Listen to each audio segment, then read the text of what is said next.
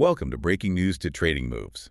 Today we're looking at a pretty important development in the financial world. It's about the resolution, or, well, a revision, of a long court fight over credit card fees. That's right. We're talking about interchange fees, swipe fees, the ones involving Visa and MasterCard and basically all U.S. merchants. And there's a revised settlement now on the table. It looks like it could, move billions of dollars around the economy. It definitely could. For anyone watching the markets, this isn't just some legal footnote. It's potentially an economic shift affecting huge players in retail and finance. Right. The whole payments industry is just vast. So even, tiny changes to the fee structure, they can have pretty substantial impacts on earnings, on strategy pretty quickly. So what's our goal today? What are we trying to figure out? We're going to focus squarely on the consequences outlined in the analysis. We want to pinpoint exactly which groups, which companies the data suggests might gain from this, and which ones might face some headwinds because of these new terms. Okay, let's lay the foundation then. The core problem, the thing that's caused years of fighting, is these interchange fees. The swipe fees. Merchants pay them to the banks that issue the cards, right? And they cover costs, processing, but also those rewards programs everyone likes. Exactly. And after a really drawn-out legal battle, we've got this updated settlement agreed upon with U.S. merchants. So what's actually in this revised deal? What are the key changes? The analysis points to three main revisions, and these are the ones that seem to matter most. They basically give merchants more flexibility, maybe a bit more cost control, where things were pretty rigid before. Okay, number one. First one's straightforward. The fees themselves. The deal is set up to try and trim the average swipe fee that merchants pay. So a direct cost cut. Yep, a direct input cost reduction. For any merchant, every time someone pays with a credit card, slightly less money goes out the door to the networks and the banks. Simple as that. Okay, lower average cost. That makes sense. Right. But the second change sounds maybe even more impactful.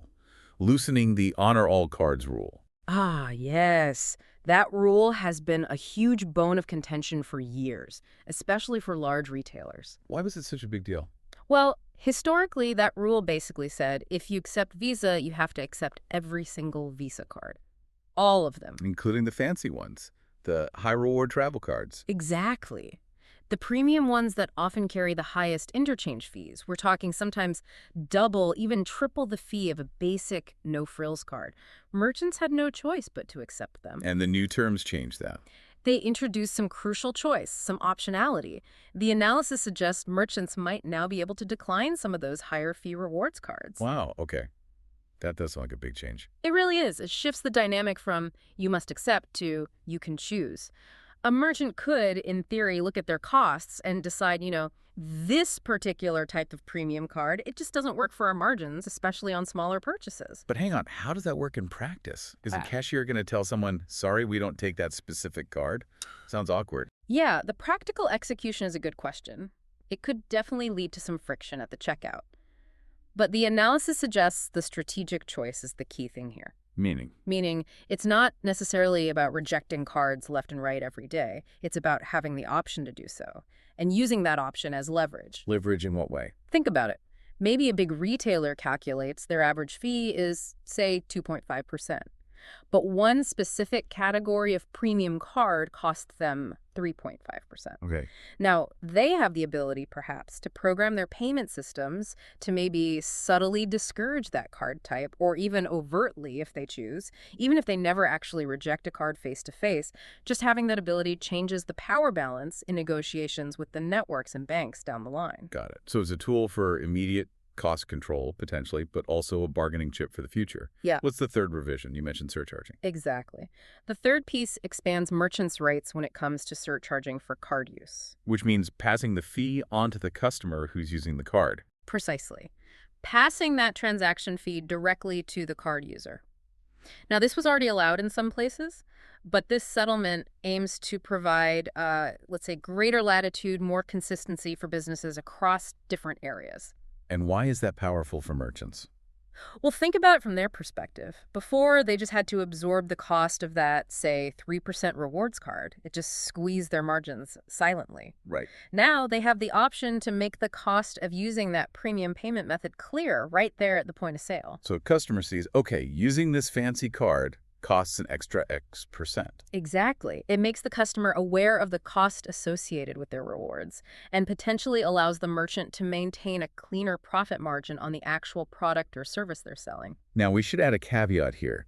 The analysis does mention that some merchant groups are still not happy. They're opposing the terms, saying they don't cut fees enough. That's true, and it's important context. There's still pushback.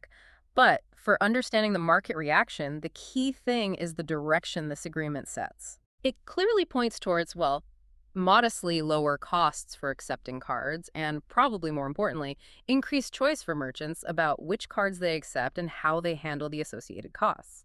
It's this shift away from the old system that we're using to figure out the likely winners and losers. Okay, that sets the stage well. Yeah. Let's talk about the money involved.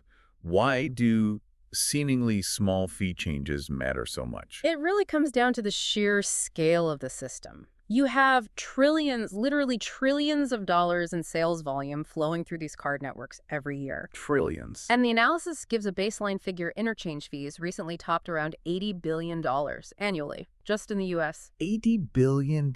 Wow, that's the pot of money flowing from merchants via Visa and MasterCard, mostly to the banks issuing the cards. That's the flow. And we often talk about basis points in finance. A basis point is tiny, 1/100th of 1%. Right, so if you've got an $80 billion baseline, what happens if the average fee changes by just a few basis points? Put that into dollar terms for us. It adds up incredibly fast. Let's do some rough math.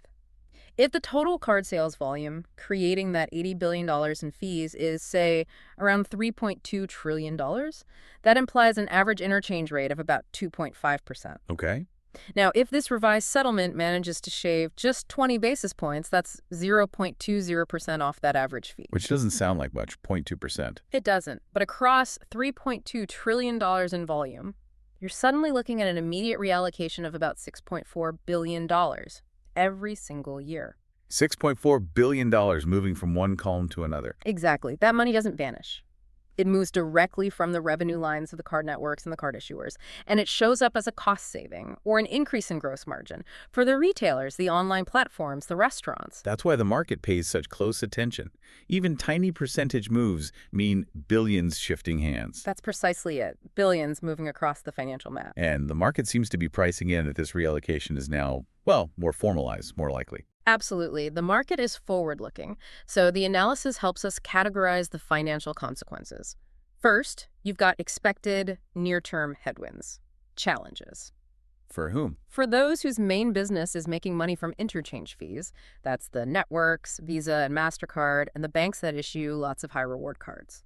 Their revenue is potentially facing direct pressure from lower rates, and indirect pressure if merchants steer customers away from premium cards. Okay, headwinds for networks and issuers. Then there must be tailwinds. Right.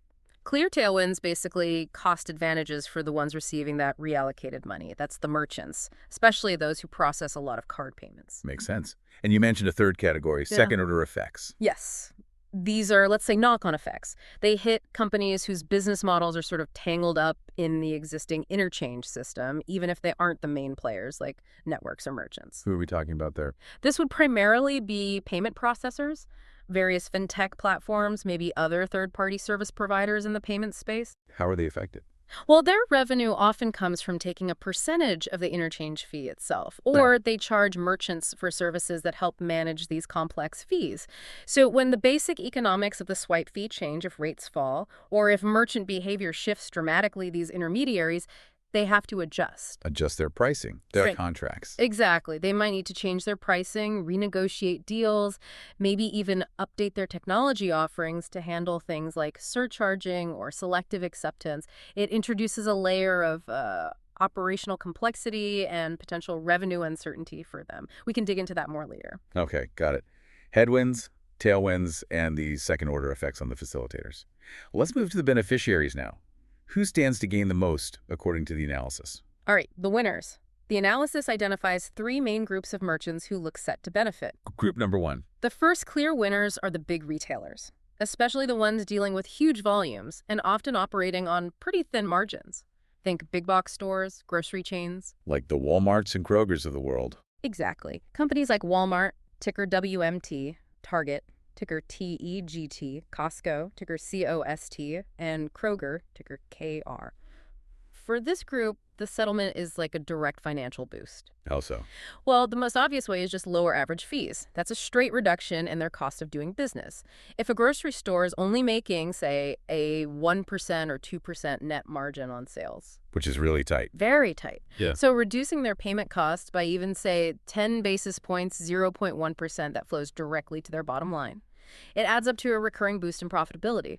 For a company the size of Walmart, processing billions, that could mean hundreds of millions in savings. Okay, direct cost savings. What about that steering power you mentioned earlier? How does that help a grocer? That's potentially even more powerful for them, especially in low-margin categories like groceries. Before the settlement, they just had to eat the cost of the most expensive cards. Right.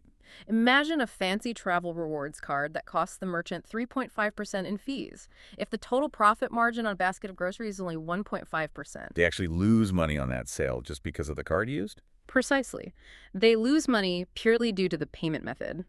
Now, with the potential ability to push back on that 3.5% card, maybe through surcharging, maybe through selective acceptance, maybe just the threat of it. They can protect their margins on those low-profit items. Exactly. They can actively try to guide customers towards lower-cost payment options. That might be debit cards, it might be ACH payments, maybe even their own store-branded cards, if those carry lower fees for the retailer. So it gives them a way to manage their payment mix for better profitability. Yes, it's a long-term strategic tool that helps protect those slim margins you see in high-volume places like grocery stores or general merchandise retailers. Having these levers, or even just the potential to use them, really improves their outlook on managing costs. Okay, so big box and groceries are clear beneficiaries.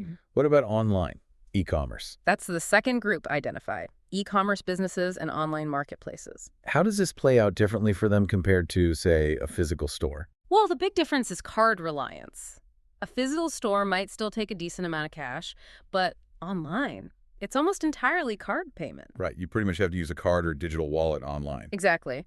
So any relief on interchange fees scales immediately and almost universally across their entire sales volume. So if the average fee drops, they feel it on nearly every single transaction. Precisely. Take a giant like Amazon, ticker AMZN. Yeah. If they process, let's say, $500 billion in transactions globally, even a 10 basis point saving across that volume is just enormous. A massive cost reduction applied everywhere. And that's not just Amazon's own sales, right? Marketplaces too. Yes. Think about marketplaces like eBay, ticker EBAY, or Etsy, ticker ETSY. They often operate on relatively thin margins, especially for the fees they charge third-party sellers. Interchange fees are a major, unavoidable cost baked into every single transaction flowing through their platforms. But here's a question that probably comes up. Take Amazon again. They have their own popular co-branded Prime Visa card, often with good rewards. If they get the power to reject high-reward cards or surcharge them, wouldn't they risk annoying their best customers who use that card? That's the balancing act, isn't it? It's a really important strategic question for them. Alienating loyal customers is obviously a risk. So how might they use this new power? Well, the analysis suggests that even if they choose not to actively surcharge or reject cards frequently, just having the ability to do so gives them significant leverage. Leverage against whom? The banks? The networks? Both. It gives them a stronger negotiating position when discussing terms related to card acceptance, including their own co-branded card programs. They might be able to push for better terms or use the threat of steering to manage costs without ever actually implementing widespread surcharges that might upset customers. I see. So the option itself is valuable. What about other e-commerce players, like, say, Chewy for pet supplies? Good example. Chewy, ticker CHWY. They rely on frequent repeat purchases. Managing card acceptance costs is crucial for them, too. This new flexibility gives them tools to protect or even boost their profitability without necessarily having to raise the list price of, dog food or cat litter. It helps insulate their margins from the rising costs of bank-run loyalty programs. Okay, so e-commerce benefits from the near-universal card use online.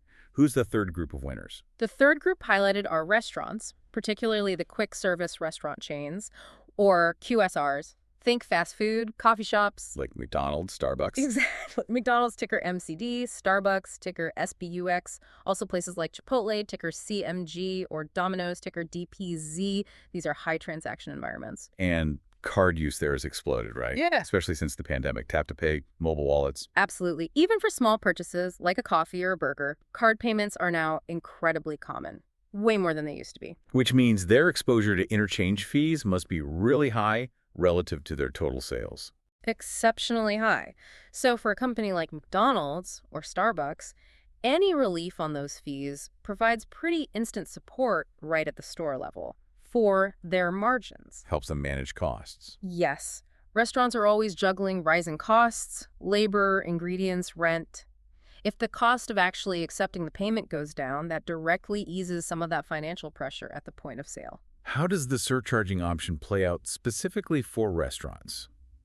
Maybe differently than for a giant retailer. It could be particularly useful for them.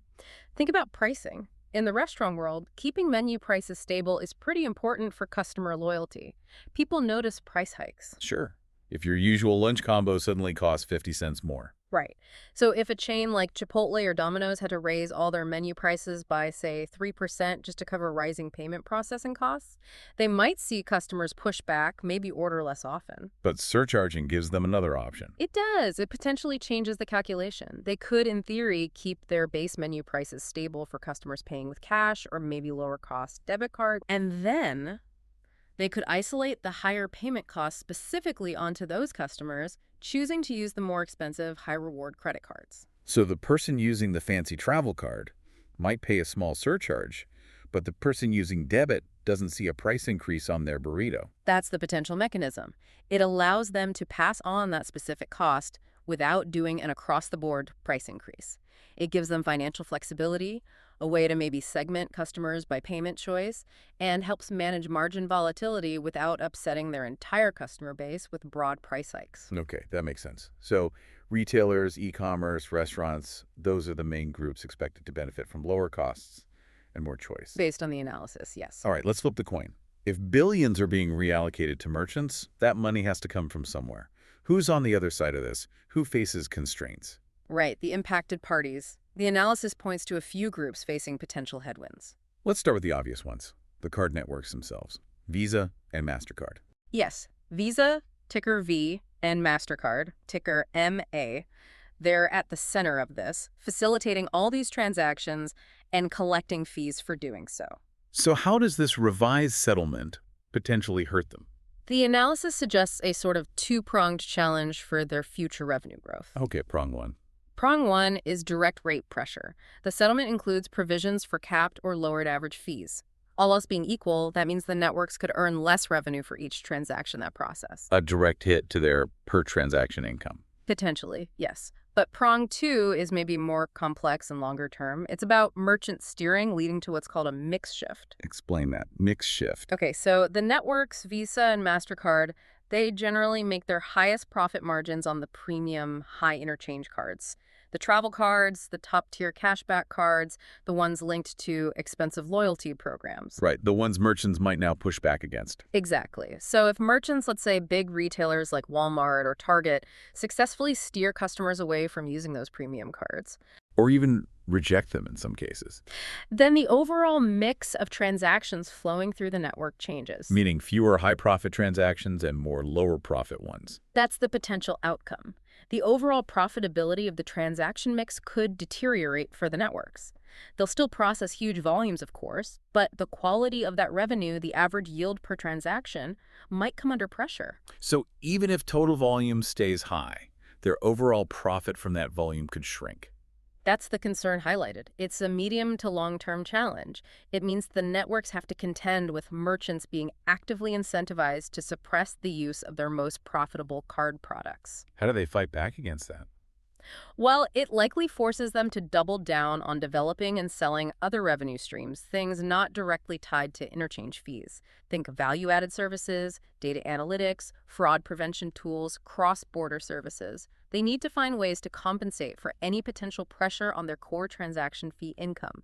It requires a strategic adjustment. Okay, so networks face rate pressure and mix shift pressure. Who's next on the potentially impacted list? The banks. Specifically, the big card issuers, especially those known for really generous rewards programs. The ones funding all those points and miles. Exactly. Think about the major money center banks and specialists heavily involved in credit cards. We're talking JP Morgan Chase, ticker JPMM, Capital One, ticker COF, Bank of America, ticker BAC, and Citigroup, ticker C. Why are they under pressure here? Their whole model is built on rewards driving spending. That's precisely the issue. The profitability of those expensive rewards programs relies heavily, sometimes entirely, on the interchange fees they collect from merchants every time their card is swiped. So if the fee income goes down. The funding for the rewards gets squeezed. The analysis identifies the main threat here as the potential for the card's value proposition to be, well, challenged right at the point of sale. How so? Imagine a customer pulls out their premium airline card from, say, Chase.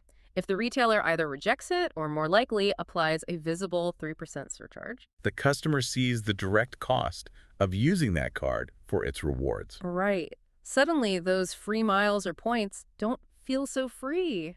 That experience could lead to a pretty quick change in how consumers behave. They might think twice about using that card for that purchase. But these banks are huge. Can't they just absorb a small decrease in fees? They certainly have resources, but the economics of these card programs, especially the ultra-premium ones, can become very constrained. Why? Because the whole strategy is to get consumers to put all their spending, or as much as possible, onto that one high-value card. If merchant actions steering, surcharging, create friction at checkout. People might use the card less. Yeah. Or use a different card. Exactly. Consumers might spread their spending around more. Maybe they use a competitor's lower fee card or just switch to debit for certain purchases. This could lower the total spending volume going onto those premium cards, which is crucial for the issuers. Travel and entertainment spending might be particularly vulnerable here. So less interchange revenue comes in, either because rates are lower or because people use the high fee cards less often. Correct. And if that happens, the banks face a tough choice. Either they absorb the hit and accept lower profitability on their card portfolios. Yeah. Or they have to start trimming back the rewards they offer to consumers. Fewer points, higher annual fees, less generous perks. Which could make their cards less competitive. Precisely. It potentially threatens the viability of the super rich loyalty programs that really define the credit card market today. It puts pressure on that whole competitive dynamic. Okay, so networks and rewards-heavy issuers. Is there another group? Yes. The analysis points to a specific segment, the issuers of private label or co-branded store cards. Like the cards you get specifically for a department store or a particular retail chain. Exactly. Companies like Synchrony Financial, ticker SYF, are major players here. Discover Financial, ticker DFS, also has significant partnerships and relies on network revenue, making it sensitive too. Why are they particularly vulnerable? It really boils down to concentration risk. Unlike a big bank with lots of different types of loans and accounts, these specialized issuers often rely heavily on just a few large co-branded card partnerships. Their whole business might revolve around the card program for retailer X or retailer Y. Pretty much. Their model is built on expecting a certain amount of interchange income generated at that specific partner store. They usually offer very generous, tailored rewards like instant discounts at checkout or bonus points earned only at that store specifically to encourage people to use that card in that store. Okay, I see the conflict. If the retailer partner now gets the power to steer customers away from that co-branded card, towards maybe a cheaper debit option or a generic credit card, it directly undermines the economics of the very card program the issuer is running for that retailer. Absolutely. The merchant's newfound steering ability puts the co-brand issuer in a tricky spot. The retailer's priority might become lowering their own payment costs, even if it means discouraging use of the co-branded card that the issuer invested heavily in. So it challenges the issuer's ability to fund those generous, store-specific rewards that are supposed to drive loyalty. Exactly. It puts direct pressure on the economics of their card portfolios and could make negotiating future co-brand partnerships more difficult. Any broad reduction in interchange rates or successful steering by merchants hits these specialized issuers quite directly. Got it. Networks, big issuers, and private label issuers facing headwinds. What about those second-order effects you mentioned earlier on payment processors and fintechs? Right, the company is sort of in the middle. Payment processors, fintech platforms, they handle the transaction flow, the technology at the point of sale, the online payment gateways. Why are they potentially impacted if they aren't setting the interchange fees themselves? Well, the analysis suggests their revenue models are often closely tied to the existing interchange structure.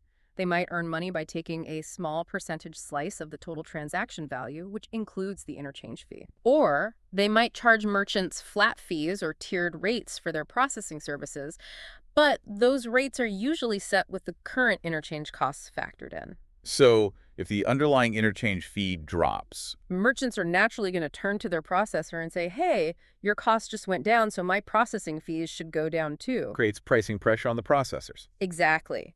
Processors might face demands to lower their take rate, the percentage they keep. They might have to renegotiate contracts with merchants, potentially leading to margin compression for the processor. They didn't directly cause the fee reduction, but they feel the downstream pressure from the merchants who did benefit. So companies like maybe PayPal or Square, which is part of Block, they might face merchants asking for lower rates. That's the kind of dynamic the analysis anticipates. The cost savings achieved at the top level from the Visa-Mastercard settlement are likely to get pushed down the chain, and merchants will expect their direct processors to pass those savings along. Does it create other challenges for them besides just pricing? It can, yes. Think about the technology. If merchants want to start using their new powers, like steering customers, or applying surcharges dynamically based on card type, the processors need to provide the point-of-sale systems or online checkout software that can actually handle that complexity. So they might need to invest in developing new features. They might. They could face increased operational costs to build and roll out these new capabilities. Potentially, at the same time, their core processing revenue is facing downward pressure. It just adds a layer of uncertainty and complexity to their business environment. Okay, that covers the landscape pretty well. Let's try to sum this up. Sounds good. We've looked closely at this revised settlement between Visa, MasterCard, and U.S. merchants over swipe fees. We broke down the three key elements: the move to trim average fees, The direct cost reduction. the loosening of that honor all cards rule, giving merchants more power to steer or potentially reject expensive cards, Which introduces strategic choice. and the expansion of merchants' rights to surcharge customers for using certain cards. Making costs more transparent. And we then mapped out how these changes seem to be reallocating billions across the economy. Yeah, we translated those legal changes into the likely flow of money. The analysis clearly suggests a direction. Lower costs and more choice, generally moving towards the entities that accept card payments. The merchants, retailers, e-commerce platforms, restaurants. Right, and this, almost by definition, transfers some financial pressure, some constraint, onto the other side, onto the card networks themselves, Visa, MasterCard. and perhaps more acutely, onto the banks and specialized issuers who rely heavily on that interchange revenue to fund their very popular but expensive rewards programs. So this examination gives us a pretty clear picture, based on the analysis, of who might come out ahead and who might face challenges. We saw why even small fee changes matter for volume players like Walmart, ticker WMT, and Amazon, ticker AMZN, Where basis points translate into huge dollar figures. while simultaneously creating a tougher environment for rewards-focused banks like JPMorgan Chase, ticker JPM, and the networks Visa, ticker V, and MasterCard, ticker MA. Absolutely. The new flexibility for merchants, especially around surcharging and potential rejection of certain cards, introduces a dynamic element. The networks and issuers will need to plan carefully to try and mitigate potential revenue loss and keep consumers engaged with their premium card product. Which leads us to a final thought for you, the listener, to consider. Think about how this might play out over the longer term. If merchants increasingly use these new tools to push back against high-fee rewards cards, If the cost of using your favorite airline card becomes more visible, more frequent, will that change how you as a consumer value those rewards? Will the economics supporting those really rich points programs start to fray if the merchant pushback is strong enough? Could we see a shift back towards simpler, lower-fee cards or even debit just for a smoother checkout? it's certainly possible. The new choices given to merchants could, over time, reshape consumer perception and behavior around premium cards, something to watch. And just to reiterate, this analysis is based purely on the information provided by the author of the material discussed. This is not financial advice, nor is it a recommendation to buy or sell any security. This is purely the opinion of the author. That is all the time we have.